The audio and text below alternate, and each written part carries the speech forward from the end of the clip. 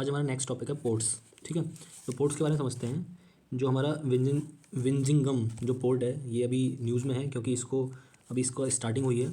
ये मेरा इंटरनेशनल सी पोर्ट है जो कि पहला वाटर का डीप वाटर ट्रांसशिपमेंट पोर्ट बना है। भारत का जो है ये first deep water transshipment port बना है, इसलिए इंपॉर्टेंट है मेरा विजिंगम पोर्ट। ठीक है, ये कहाँ पर है अभी हम इसकी लोकेशन देखेंगे। वैसे तो केरला में है, अब इसकी लोकेशन स्पेसिफिक देखेंगे ये पोर्ट कहाँ पर है। तो ये भारत का पहला कार्गो शिप इस पे आया है।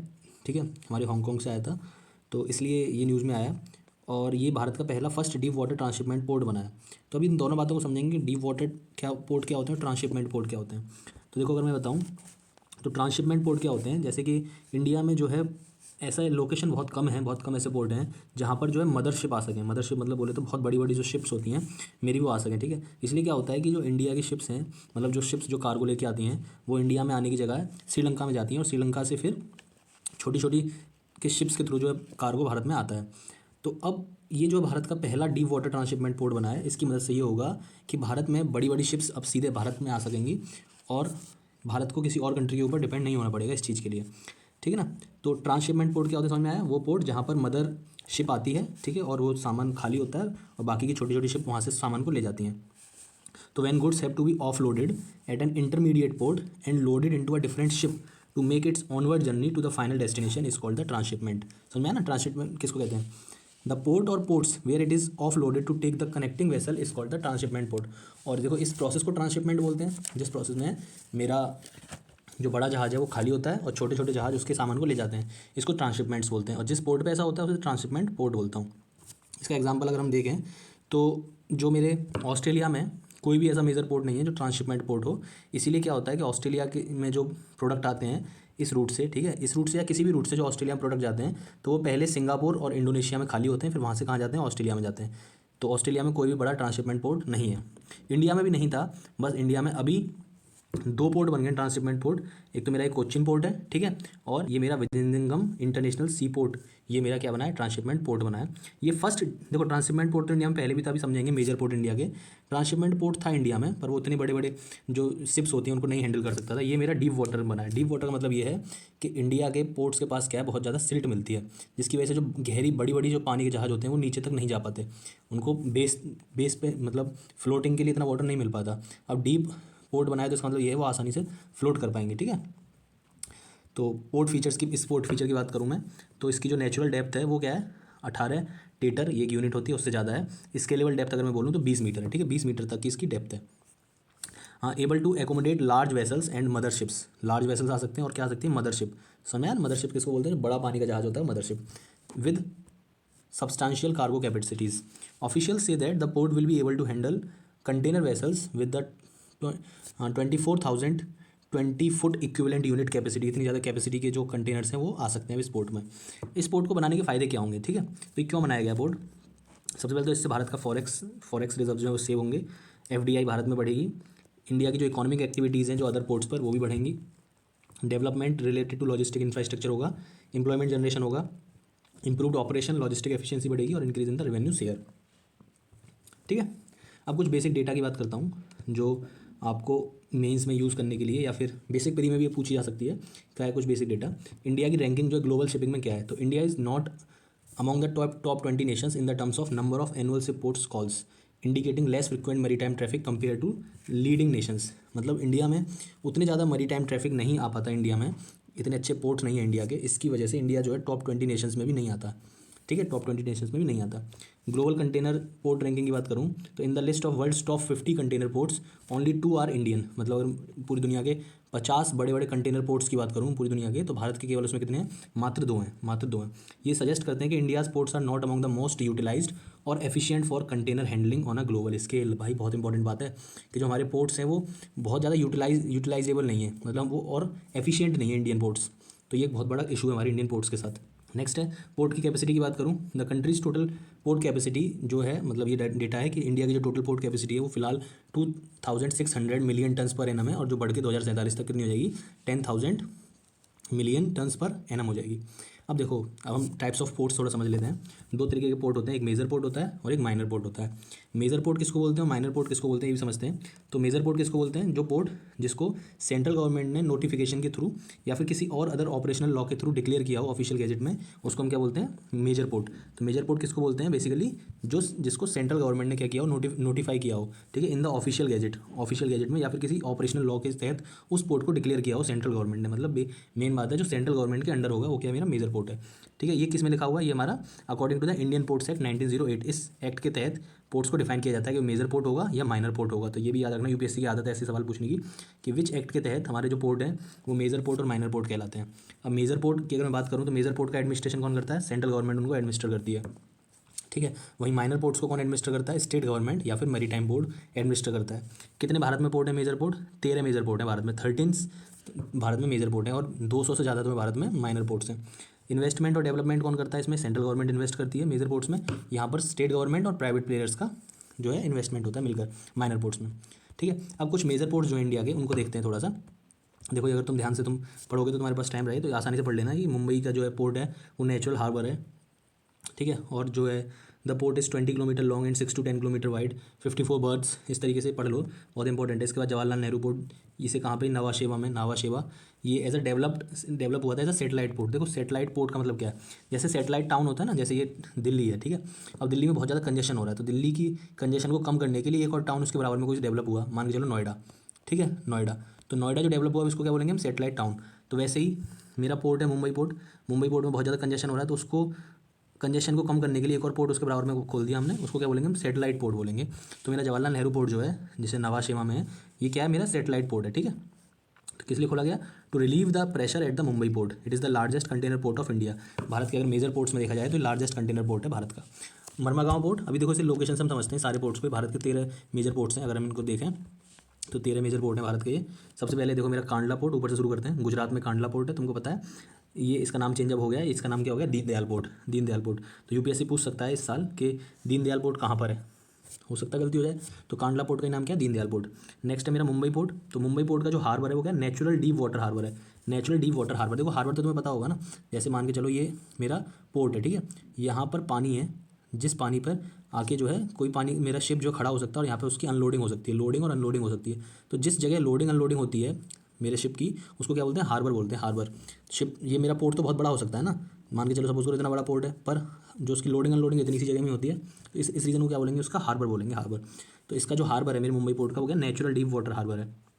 वहीं मेरा जो JNPT पोर्ट है, इसको हम नवा शेवा पोर्ट भी बोलते हैं क्योंकि नवा शेवा में है ये मेरा सेकंड लार्जेस्ट है मुंबई पोर्ट के बाद, ठीक है, सेकंड लार्जेस्ट पोर्ट है आफ्टर द मुंबई पोर्ट। इसके बाद मेरा मरमागांव पोर्ट, ये गोवा में, इंपॉर्टेंट है बहुत, याद रखना, गोवा में ये मरमागांव पोर्ट, ठीक है। यहाँ से मेरा जो आयरन है वो जापान ट्रांसपोर्ट होता है। देखो इसके बारे में थोड़ा सा अगर हम देखें मरमागांव पोर्ट, तो यहाँ तुम देखो कि it is situated at the entrance of the ज्वारी एस्चुरी। तो ये याद रखना, ये पूछ सकता है यूपीएससी कि ये कहाँ पर सिचुएटेड है, ज्वारी एस्चुरी, ठीक है। इज़ अ नेचुरल हार्बर, ये भी क्या है, नेचुरल हार्बर है मेरा गोवा में। It gain significant after it's remodelling, इसकी दोबारा से रीमॉडलिंग हुई थी 1961 में। और टू हैंडल आयरन और एक्सपोर्ट टू जापान, जो भारत से आयरन और एक्सपोर्ट होता है जापान में। अभी तुम पढ़ोगे, देखो रिसोर्सेज भी बताऊंगा मैं एक वीडियो में कि भारत में जो अलग अलग रिसोर्सेज पाए जाते हैं। तो आयरन और जो भारत का आयरन और है वो जो एक्सपोर्ट होता है जापान में, यही मरमेगांव पोर्ट से एक्सपोर्ट होता है, ठीक है। नेक्स्ट पोर्ट है मेरा new Mangalore port, new Mangalore port ये मेरा ऑल वेदर पोर्ट है, ऑल वेदर पोर्ट। थोड़ा सा इसके बारे में समझ लेते हैं न्यू मैंगलोर पोर्ट के बारे में। तो ये मेरा न्यू मैंगलोर पोर्ट लोकेटेड है in the state of Karnataka, ठीक है, and caters to the needs of the export of iron ore and iron concentrates. यहाँ से जो इंडिया का आयरन ओर भी एक्सपोर्ट होता है और आयरन कंसनट्रेट्स एक्सपोर्ट होते हैं, ठीक है, आयरन से बनी हुई चीज़ें। नेक्स्ट थोड़ा इसके बारे में समझते हैं। It is also handles fertilisers, Bharat में फर्टिलाइजर्स वगैरह यहीं से एक्सपोर्ट इंपोर्ट होता है। पेट्रोलियम प्रोडक्ट जो इंडिया बनाता है, पेट्रोलियम इंपोर्ट करके वो यहीं से एक्सपोर्ट होता है। Edible oil, coffee, tea, wood pulp. Karnataka is the major hinterland for this port. जो भी सामान आता है या जो भी सामान यहाँ पर आता है, इस पोर्ट पर जो भी सामान आता है वो कर्नाटका से आता है। तो कर्नाटका क्या मेजर हिंटरलैंड है इस पोर्ट के लिए, ठीक है, समझ में आ गया। नेक्स्ट हम आगे चलते हैं, मेरा कोच्चि पोर्ट, ठीक है। तो अभी मैं पीछे तुम्हें बताया था कि भारत का पहला ट्रांसशिपमेंट पोर्ट कौन सा था, कोच्चि पोर्ट था। जो अभी जो बना है मेरा विजिंगम जो पोर्ट बनाया है वो मेरा ट्रांसशिपमेंट पोर्ट तो है ही है, उसके साथ साथ डीप वाटर पोर्ट है, इसलिए भारत का पहला डीप वाटर ट्रांसशिपमेंट पोर्ट है वो वाला जो रिसेंट जो बना है। पर अगर पहले ये बोला जाए कि भारत का ट्रांसशिपमेंट पोर्ट पहला है, वो नहीं, ट्रांसशिपमेंट पोर्ट पहला नहीं है वो। ट्रांसशिपमेंट पोर्ट कौन सा था भारत का पहला, कोच्चि था। Largest container transshipment facility lies on 2 islands. इसमें जो largest container transshipment facility 2 islands पर होती है, वेम्बानंड लेक इन द वेम्बानंड लेक, ठीक है, वेम्बानंड लेक के 2 आइलैंड है वहाँ पर होता है। इस आइलैंड को याद रखना, इस आइलैंड को क्या बोलते हैं, क्यून ऑफ अरेबियन सी। तो ये यूपीएससी की आदत है ऐसे सवाल पूछने की, यूपीएससी नहीं तुम किसी और एग्जाम को भी दोगे, पीसीएस वगैरह। तो क्वीन ऑफ अरेबियन सी ये पूछा जाए कि किस आइलैंड को बोला, किस पोर्ट को बोला जाता है, तो कोच्चि पोर्ट को। नेक्स्ट है मेरा टुटीकोरिन, ठीक है, टुटीकोरिन तमिलनाडु में। तो टुटीकोरिन का नाम चेंज हो गया, अब क्या हो गया, वीओ चिदम्बरम पोर्ट, ठीक है। ये मेरा आर्टिफिशियल ऑल वेदर पोर्ट है, artificial all weather port. Next है मेरा चेन्नई पोर्ट, चेन्नई पोर्ट भी कहाँ होगा, तमिलनाडु, ऑब्वियस सी बात है। ये मेरा second largest container state port है, आर्टिफिशियल है, ये भी ऑल वेदर पोर्ट है। चेन्नई पोर्ट भी मेरा आर्टिफिशियल है, ठीक है, नेचुरल हार्बर नहीं है, आर्टिफिशियल है। तो देखो फर्क रहेगा, पूछ सकता है नेचुरल हार्बर और आर्टिफिशियल। तो ये आर्टिफिशियल का मतलब यहाँ का जो हार्बर है वो क्या, आर्टिफिशियल। चेन्नई का भी हार्बर जो है वो आर्टिफिशियल है, वहीं कोच्चि का हार्बर जो है क्या, नेचुरल हार्बर है। ऐसे ही मेरा इसका मरमेगांव का हार्बर क्या है, नेचुरल हार्बर है। मुंबई का हार्बर क्या है, नेचुरल हार्बर है, ठीक है। तो इस तरीके से याद रखना। वहीं अगर मैं बात करता हूँ, देखो पोर्ट ब्लेयर का भी जो हार्बर है नेचुरल हार्बर है। पोर्ट ब्लेयर सबको पता है, ये कहाँ पर मेरा, अंडमान एंड निकोबार आइलैंड्स पर है। वहीं नेक्स्ट पोर्ट है मेरा एन्नोर पोर्ट, एन्नोर पोर्ट का नाम चेंज हो गया, वो हो गया कमर रज्जार, ठीक है। ये मेरा पहला पोर्ट है to be a public company only corporated major port, ठीक है। मतलब मेरा एक मेजर पोर्ट जिसको कोई पब्लिक कंपनी ऑपरेट करती है, ये मेरा पहला ऐसा पोर्ट है जिसको पब्लिक कंपनी ऑपरेट करती है, ठीक है, मेजर पोर्ट में। नहीं तो बाकी सारे कौन करती है, सेंट्रल गवर्नमेंट करती है, ठीक है, सेंट्रल गवर्नमेंट। तो याद रखना एन्नोर पोर्ट को। नेक्स्ट है मेरा विशाखापट्टनम पोर्ट, ये third largest state owned port है, ठीक है, third largest state owned port. ये लैंड लॉक हार्बर है। तो ऐसे अगर पूछा जाए कि किस पोर्ट का हार्बर लैंड लॉक है, मतलब ये पानी है, ठीक है, और इसके चारों तरफ क्या है, ज़मीन है, तो थोड़ी सी जगह बना दी होगी शिप अंदर आने के लिए, यहाँ अंदर आने के लिए, तो इसलिए इसका जो हार्बर है वो क्या है, लैंड लॉक हार्बर है, लैंड लॉक हार्बर, ठीक है ना। नेक्स्ट मेरा पारादीप देख रहे हैं, तो पारादीप ये भी क्या है, मेरा नेचुरल हार्बर है इसका भी, और डीप वाटर पोर्ट है। इसके बाद कोलकाता और हल्दिया पोर्ट याद रखना, हल्दिया पोर्ट मेरा ये सैटेलाइट पोर्ट की तरह है कोलकाता पोर्ट के, ठीक है, कोलकाता पोर्ट के सैटेलाइट पोर्ट की तरह बना मेरा हल्दिया पोर्ट। ये मेरा कोलकाता पोर्ट से नीचे पड़ता है हल्दिया पोर्ट, ये भी पूछ सकता है यूपीएससी, मतलब ऊपर पड़ता है कोलकाता पोर्ट और नीचे पड़ता है हल्दिया पोर्ट। और कितना नीचे पड़ता है, 105 kilometre down stream from the Kolkata, 105 kilometre नीचे पड़ता है मेरा कोलकाता पोर्ट से हल्दिया पोर्ट। कोलकाता पोर्ट मेरा ओनली रिवराइन मेजर पोर्ट है ऑन हुगली रिवर। अच्छा, नदी के ऊपर कोई पोर्ट बना हुआ है क्या, अगर ऐसे पूछा जाए तो कौन सा मेरा, कोलकाता पोर्ट है, कोलकाता पोर्ट, जो कि नदी आ रही है, ठीक है, नदी का डेल्टा है, तो वहाँ पर जो मेरा पोर्ट बना हुआ है। सिल्टेशन की वजह से देखो, जब नदी आ रही है मेरी हुगली रिवर, तो हुगली रिवर अपने साथ बहुत ज़्यादा सिल्ट लेके आ रही है, तो यहाँ पर सिल्ट बहुत इकट्ठा हो जाती है, जिसकी वजह से यहाँ पर शिप्स को लाना इतना आसान नहीं होता। सिल्ट आ जाएगी तो भाई साहब देखो मिट्टी आ जाएगी तो शिप आ पाएंगे क्या, नहीं आ पाएंगे आसानी से। तो इसलिए इसके ऑल्टरनेट में हुगली पोर्ट बनाया, पर हुगली पोर्ट में भी यही इशू है सिल्टेशन का, ठीक है। नेक्स्ट आगे चलते हैं हम। नेक्स्ट है मेरा न्यूज़ में मुंद्रा पोर्ट। देखो मुंद्रा पोर्ट जो है, इसने अपनी सिल्वर जुबली को सेलिब्रेट किया है। मुंद्रा पोर्ट के बारे में थोड़ी सी बेसिक बात समझ लो। देखो मुंद्रा पोर्ट, एक तो बात याद रखो कि अभी जो हमारा जो एक इनिशिएटिव स्टार्ट हुआ है मेरा, IMEC वाला, ठीक है, India middle east European corridor जो बना है, उसमें मेरा इंडिया का कौन सा पोर्ट है, मुंद्रा पोर्ट है, तुमको याद होगा, ठीक है, कौन सा पोर्ट है, मुंद्रा पोर्ट, पहली बात तो। दूसरी बात, मुंद्रा पोर्ट जो है इंडिया का फर्स्ट प्राइवेट पोर्ट है। भारत का पहला प्राइवेट पोर्ट कौन सा है, मुंद्रा पोर्ट, तो यहाँ पे ये भी याद रखना। दूसरा, ये लार्जेस्ट कंटेनर पोर्ट है भारत का, भले ही ये मेजर पोर्ट नहीं है, माइनर पोर्ट है, भले ही इसको प्राइवेट बॉडी हैंडल करती है, पर ये भारत का लार्जेस्ट कंटेनर पोर्ट है, मतलब सबसे ज़्यादा कंटेनर भारत के इसी पोर्ट पर आते हैं, और लार्जेस्ट कमर्शियल पोर्ट है ये। इसके बारे में बात करूँ तो कहाँ पर है, नदन शोर्स पे मेरे गल्फ ऑफ कच्छ के नदन शोर पर है, ठीक है। और ये कच्छ डिस्ट्रिक्ट में, ठीक है। इसको ऑपरेट कौन करता है, अदानी पोर्ट्स और SEZ लिमिटेड इसको ऑपरेट करता है, Adani ports and SEZ limited इसको ऑपरेट करता है एक साथ। जो पोर्ट जो है करंटली हैंडल कर सकता है 155 मिलियन टन, ये जो है हैंडल कर सकता है, इतने ज़्यादा मतलब कार्गो, ये हाईएस्ट है भारत में, जिसका मतलब है कि 11% जो है भारत के मरी टाइम कार्गो यहीं पर आते हैं, भारत के 11%। एक इंपॉर्टेंट बात रट लो इसको, कि the port also handles nearly 33% of India's container traffic. Bharat का 33% कंटेनर ट्रैफिक जो है इसी पोर्ट पे आता है, 33%, समझ रहे हो ना। इसलिए अभी हमने देखा था कि भारत में कोई इतने ज़्यादा बड़े पोर्ट नहीं है, पीछे हमने जो इशू समझे थे, इसी का कारण ये है कि एक पोर्ट 33% कंटेनर्स को होल्ड कर रहा है, वो भी माइनर पोर्ट, तो बहुत बड़ी बात है। ये जो मेरा पोर्ट है कब स्टेब्लिश हुआ था, 1927 में कमेंस में आया था, और and it was open to ocean traffic on 1933, ठीक है, 1933 में स्टार्ट हो गया with the arrival of the passenger ship SS Jal Durga, ये इतने काम की नहीं है। The port was formally inaugurated by the lord Willingdon and then viceroy the governor general of India on December 1993, formally से मैन्यूरेट किया था। नेक्स्ट हम चलते हैं विशाखापट्टनम पोर्ट के बारे में थोड़ा समझ लेते हैं। तो मुंद्रा पोर्ट समझ में आया, देखो मुंद्रा पोर्ट को याद रखना, मुंद्रा पोर्ट इंपॉर्टेंट है, ठीक है। मुंद्रा पोर्ट कहाँ पर है, गुजरात में, याद रखना। भारत का 33% जो है मेरा कार्गो कंटेनर ट्रैफिक को होल्ड कर रहा है ये। नेक्स्ट है विशाखापट्टनम पोर्ट। तो विशाखापट्टनम पोर्ट अभी हमने पीछे समझा, ये मेरा हिंटरलैंड्स में, has a vast hinterland and surrounded by major industries. मतलब इसका हिंटरलैंड मतलब ये मेरा विशाखापट्टनम पोर्ट है। अब यहाँ पर जो प्रोडक्ट्स आ रहे हैं वो बहुत दूर दूर से आ रहे हैं। मतलब इसका हिंटरलैंड जहाँ जहाँ से इसके पास सामान आ रहा है बहुत दूर दूर से आ रहा है। तो मतलब मैं क्या बोलूँगा, इसका हिंटरलैंड क्या है, बहुत बड़ा है।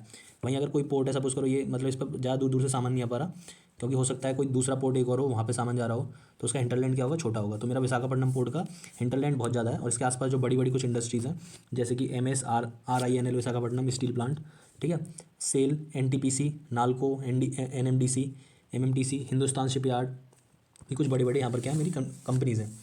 ये मेरा जो पोर्ट है आज के समय क्या है, मेरा एक मेजर पोर्ट है, major serving the major sector like steel, मतलब स्टील के लिए, पावर के लिए, माइनिंग के लिए, पेट्रोलियम के लिए, फर्टिलाइजर्स के लिए बहुत इंपॉर्टेंट रोल प्ले कर रहा है मेरा विशाखापट्टनम पोर्ट। अब अभी एक न्यूज़ आई थी हमारे यूनियन मिनिस्टर्स ने, जो यूनियन मिनिस्ट्री ऑफ पोर्ट्स है उसने रिवील किया है कि विशाखापट्टनम जो है तीसरा लार्जेस्ट मेरा जो है पोर्ट है, कार्गो हैंडलिंग पोर्ट है, third largest cargo handling port. देखो याद रखना, ये मेजर पोर्ट्स में बात हो रही है, मेजर पोर्ट्स में अगर ओवरऑल देखा जाए तो हमारा मुंद्रा पोर्ट सबसे ज़्यादा है, मुंद्रा पोर्ट सबसे ज़्यादा कार्गो हैंडल करता है। तो लार्जेस्ट कार्गो हैंडलिंग पोर्ट कौन सा भारत में मेजर पोर्ट्स में, JNPT, अभी हमने समझा था, नवाशेवा। इसके बाद सेकंड लार्जेस्ट कौन है, चेन्नई पोर्ट अभी हम पीछे देख के आए थे। और थर्ड लार्जेस्ट कौन सा है, विशाखापट्टनम, ठीक है ना, समझ में आ गया। नेक्स्ट चलते हैं, देखो नेक्स्ट न्यूज़ में मेरा वधवन पोर्ट, ये बहुत इंपॉर्टेंट न्यूज़ है भाई, वधवन पोर्ट, ठीक है। ये अभी देखो अभी की न्यूज़ है, जुलाई 2023 अभी की न्यूज़ है, वधवन पोर्ट क्योंकि नया पोर्ट बन रहा है तो इसलिए, और बहुत ज़्यादा इन्वायरमेंटल इशूज़ आ रहे हैं बहुत ज़्यादा इसको बनाते समय, तो इस वजह से मेरा वधवन पोर्ट न्यूज़ में आ गया बहुत ज़्यादा। तो देखो वधवन पोर्ट को अगर तुम देखोगे तो ये मुंबई से ऊपर थोड़ा सा ये मेरा वधवन पोर्ट है। तो वधवन पोर्ट अगर पूछा जाए कि किस स्टेट में, महाराष्ट्र, तमिलनाडु, केरला, गलत मत करके आ जाना वधवन पोर्ट, कि वधवन समझ के गुजरात कर आओ, ठीक है। वधवन पोर्ट कहाँ पे मेरा, महाराष्ट्र में, ठीक है। अब वधवन पोर्ट के बारे में थोड़ा सा जान लेते हैं। जो मेरा जवाहरलाल नेहरू पोर्ट है, ठीक है, और गवर्नमेंट ऑफ महाराष्ट्र और महाराष्ट्र मैरीटाइम बोर्ड, इन लोगों ने 2015 में एक मेमोरेंडम साइन किया था कि क्या एक नया पोर्ट बनाने के लिए वधवन पोर्ट का एज अ मेजर पोर्ट, ठीक है। और किस एक्ट के under, under the Indian ports act 1900 act, इसके अंडर बनाना था। इसमें अगर मैं देखा जाए तो इसमें शेयर होल्डिंग किस तरीके से, 74% तो JNPA की शेयर होल्डिंग है और 26% महाराष्ट्र मैरीटाइम बोर्ड की शेयर होल्डिंग है। इसको बनाया जाएगा the port will be develop based on landlord model. तो देखो आजकल पोर्ट्स के मामले में लैंडलॉर्ड मॉडल बहुत ज़्यादा न्यूज़ में चल रहा है। लैंडलॉर्ड मॉडल क्या है, जैसे मेरा JNPT जो है वो भी खुद अपने आप में एक लैंडलॉर्ड मॉडल है। लैंडलॉर्ड मॉडल पे बना हुआ पोर्ट है। लैंडलॉर्ड मॉडल पोर्ट क्या होते हैं, जिसमें ये वो पोर्ट होते हैं, इनमें लीगल अथॉरिटी जो होती है पोर्ट की जो लीगल अथॉरिटी होती है ना, लीगल अथॉरिटी ऑफ पोर्ट, उसको तो मेरा क्या करते हैं, जो लीगल अथॉरिटी है वो किसके साथ होती है, port authority of India. Bharat की जो पोर्ट अथॉरिटी है वो क्या करती है, मैनेज करती है legal authorities of the port को, ठीक है। वहीं जो ऑपरेशन है पोर्ट पे, जो भी ऑपरेशन हो रहे हैं उसको कौन मैनेज करता है, जैसे कार्गो हैंडलिंग वाले ऑपरेशन उनको प्राइवेट प्लेयर्स हैंडल करते हैं। मतलब जो लीगल अथॉरिटी वाला वर्क है पोर्ट का, उसको तो मेरा port authority of India manage करता है, और वहीं कार्गो हैंडलिंग वाला वर्क है उसको कौन मैनेज करता है, उसको प्राइवेट प्लेयर्स मैनेज करते हैं। तो ऐसे पोर्ट को हम क्या बोलते हैं, लैंडलॉर्ड मॉडल पोर्ट बोलते हैं। तो ये जो मेरा वधवन पोर्ट है, वधवन पोर्ट, इसको भी कैसे बनाया जा रहा है, लैंडलॉर्ड पोर्ट मॉडल पर बनाया जा रहा है। कंसर्न क्या है, देखो हमने समझा कि इन्वायरमेंटल कंसर्न की वजह से न्यूज़ में ये क्यों कंसर्न है, कि जोलॉजिकल सर्वे ऑफ इंडिया ने ये कंडक्ट किया, zoological survey conducted by the national institute of oceanography. जो zoological survey national institute of oceanography करता है, उसने पाया कि बहुत सारी मरीन बायोडाइवर्सिटी जो कि सनकोदर श्राइन पर अवेलेबल है, यहाँ पर बहुत सारी मरीन क्या पड़ रहा है, इम्पैक्ट पड़ रहा है, ठीक है। जिसमें मेरी डॉल्फिन्स हैं, सेंसिटिव मरीन ऑर्गेनिजम्स हैं, इनके ऊपर क्या पड़ेगा, बहुत ज़्यादा इंपैक्ट पड़ेगा वधवन पोर्ट के बनने से, ठीक है। अब देखो नेक्स्ट है, अब हम इतना कुछ पोर्ट के बारे में पढ़ रहे हैं तो पोर्ट के बारे में एक इंडिया का एक सेंट्रल लेवल पे चल रहा है एक बहुत बड़ा प्रोग्राम सागरमाला, उसके बारे में समझ लेते हैं। सागरमाला एक मेरा सेंट्रल सेक्टर स्कीम है। तो यहाँ गलती मत करके आ जाना कि सेंटर स्पॉन्सर्ड अगर वो दे दे और तुम बस आँख बंद करके अरे भाई ठीक है, सेंट्रल सेक्टर स्कीम है। सेंट्रल सेक्टर स्कीम वो होती है जिसमें सारा पैसा सेंट्रल गवर्नमेंट देती है, समझ में आया ना। तो सारा पैसा कौन देती है, सेंट्रल गवर्नमेंट। तो ये सेंट्रल सेक्टर स्कीम है, इसको अप्रूव किया था यूनियन गवर्नमेंट ने 2015 में। नोडल मिनिस्ट्री कौन है इसकी, ऑब्वियस सी बात है, मिनिस्ट्री ऑफ पोर्ट होगी। तो ministry of port, shipping and waterways इसकी नोडल मिनिस्ट्री है। इसका एम क्या है, एम इसका है holistic port infrastructure development along 7516 kilometre coast line. जो भारत की कोस्ट लाइन है तुमको पता होगी, नहीं पता तो यहाँ से याद रख लो। 7516 किलोमीटर जो भारत की कोस्ट लाइन है उसके ऊपर उसको मॉडर्नाइज करना है, मैकेनाइज करना है और उसको कंप्यूटराइजेशन करना है। UPSC ने देखो यहाँ से तुम्हें हर जगह एक ना एक क्वेश्चन देखने को मिल जाएगा कंप्यूटराइजेशन, जैसे कंप्यूटराइजेशन ऑफ द पोर्ट्स। तो तुम सोचोगे यार ये कंप्यूटराइजेशन क्यों आ रहा है, तो गलत मत कर जाना। तो कंप्यूटराइजेशन, मैकेनाइजेशन और मॉडर्नाइजेशन ऑफ द पोर्ट्स के लिए ये बनाया गया। The vision of the programme is to reduce logistics cost for exam. देखो ऑब्वियस सी बात है, हमारा जो लॉजिस्टिक कॉस्ट है बहुत ज़्यादा है इंडिया की, ठीक है, इंडिया के प्रोडक्ट्स की। तो उस लॉजिस्टिक कॉस्ट को क्या करना है, डिक्रीज़ करना है फॉर एक्सपोर्ट और इम्पोर्ट के लिए जो लॉजिस्टिक कॉस्ट बहुत ज़्यादा है। अब अगर मैं बात करूँ 4 की areas in which this initiative falls, ये कौन से 4 की एरियाज़ पे बात काम करता है मेरा सागरमाला प्रोग्राम। तो ये कोस्टल इंफ्रास्ट्रक्चर डेवलपमेंट पर, कोस्ट के चारों तरफ इंफ्रास्ट्रक्चर को डेवलपमेंट करने के लिए, जब वहाँ पर इंफ्रास्ट्रक्चर डेवलपमेंट होगा तो टूरिज्म आएगा ही आएगा, ठीक है। वहाँ उसके चारों तरफ इंडस्ट्रियल डेवलपमेंट भी करना है और कम्युनिटी डेवलपमेंट करना है, ठीक है। तो यहाँ तक हो गया। अब नेक्स्ट चलते हैं। अभी देखो सितवे पोर्ट बना है, सितवे पोर्ट म्यांमार में, उसका इनॉग्रेशन हुआ है सितवे पोर्ट का। तो ये बहुत इंपॉर्टेंट है इस साल, मेरे को लग रहा है कि ये सितवे पोर्ट पूछ सकता है यूपीएससी।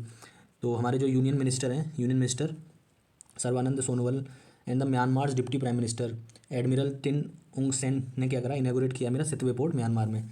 और ये मेरा पहला first Indian cargo ship port बना है, ठीक है। Has receive the first Indian cargo ship, और यहाँ पे अपनी इंडिया की पहली कार्गो शिप पहुँची।